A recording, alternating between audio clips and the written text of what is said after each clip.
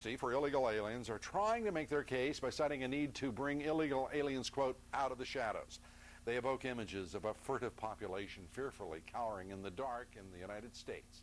But that's not exactly what we've been seeing in the streets of Los Angeles and other major cities. Bill Tucker reports. It's become an article of truth.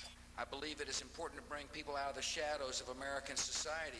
The illegals, they say, are hiding. It has all of those difficulties of being illegal, fear, furtiveness, a hidden nature. Bring it out into the open. An estimated 11 million to 12 million people living in the shadows in every state in our country. But in rallies once again this weekend, illegal aliens and their supporters openly marched, exercising a constitutional right of free assembly in a country many entered illegally. They are hardly in hiding. Popular media has noticed their influence for some time now. Illegal immigrants are a coveted marketing group. Banks actively court their business, setting up accounts, giving them individual taxpayer numbers, allowing them to get mortgages and enjoy the privilege of home ownership. The current rallies only serve to underline the lack of shadows. If I wanted to come out of the shadows myself, I'd pick up a flag and march in the streets of Los Angeles in front of a lot of television networks, perhaps, and maybe even advertise it in advance and send out a network blast email across a web page. This is anything but in the shadows. And while their legal status is illegal, they enjoy a number of privileges. Free schooling for their children.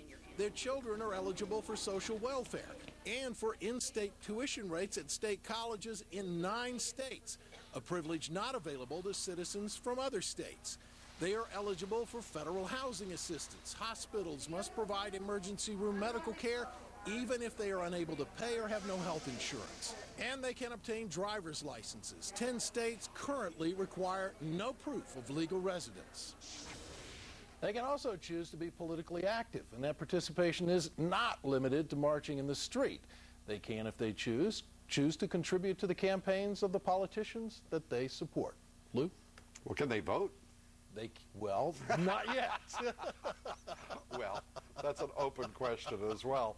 I just love watching President Bush say, come out of the shadows. He gets that kind of sincere, concerned look, you know, and a number of the other legislators trying to advance this agenda of corporate Americas, and it's mind-boggling that there's not even a suggestion, not even a slight blush, as they say these absolutely incorrect, untrue things.